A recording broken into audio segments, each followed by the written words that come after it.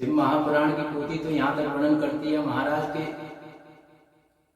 शिव, यदि आपसे पूछा जाए तो आप लोग कहोगे कि शिव एक है।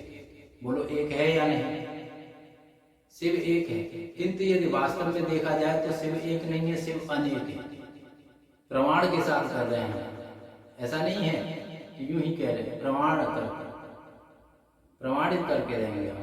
शिव अनेक, शिव अनेक क्यों है?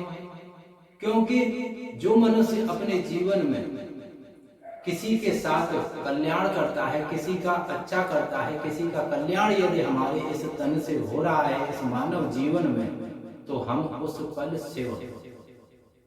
ऐसा क्यों? क्योंकि शिव का अर्थ ही क्या है? कल्याण। जो कल्याण को करने वाला है वही शिव है। और ऐसा नहीं है, स्वयं देवादिदेव महादेव ने शिव महापुराण की पोथी में ये स्वयं अपने मुख से वर्णन किया है कि मैं ही तुम हूं, तुम ही मैं। मुझे कहीं अन्य ढूंढो मत, मुझे खोजो मत। मुझे ढूंढने के लिए तुम्हें पर्वतों पर जाने की आवश्यकता नहीं है, तुम्हें एकांत में जाने की कोई आवश्यकता नहीं है, तुम्हें कहीं जाने की आवश्यकता नहीं। मैं ही तुम, तुम्हारे अंदर मैं निवास करता हूँ और मेरे अंदर तुम निवास करते हो। हम दोनों ही एक दूसरे के सदैव सम्मुख में हैं, किंतु मनुष्य कभी भी उस शिव को पहचान नहीं पाता। सबसे बड़ी जो मूर्खता होती है वो यही होती है हमारी, प्रत्येक भक्त की यही विडंबना है, यही अज्ञानता है कि वो अपने इष्ट को पहचान पाता है।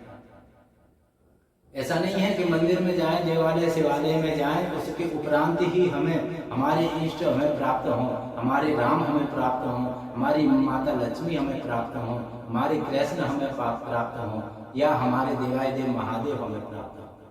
ये आवश्यक नहीं है।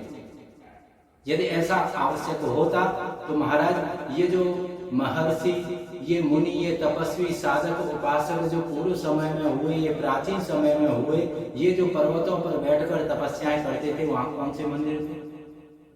विचार कीजिए, वहां कौन से मंदिर थे? वहां कोई मंदिर नहीं थे। मनुष्य के अंदर ही उसके इष्ट निवास करते हैं। बस हमें ये जानना है और जान करके उनके बताए हुए मार्ग पर हमें सदैव चलायमान रहना है।